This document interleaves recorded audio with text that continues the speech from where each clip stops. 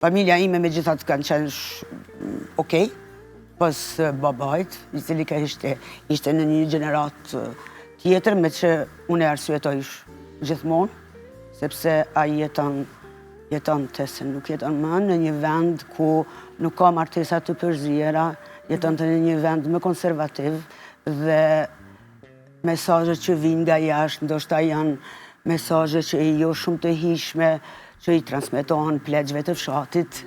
Qoftë për vajza, qoftë për djemë. Fakti që po thua e arsyetoj plotësisht, të bën edhe të mos ta kesh ndjerë vetën të lënduar nga kjo? Sigurisht, sepse unë s'kam dashur asnjëherë të vi në Kosovë, derisa babi im të thotë e jam. Edhe pse kam pasur ftesë nga të tjerët, nga vëllezërit, nga nëna, kam pasur mundësi të shkoj të takoj në shtëpitë e vëllezërve, mirë po nuk kam dashur kur të shkel, të them,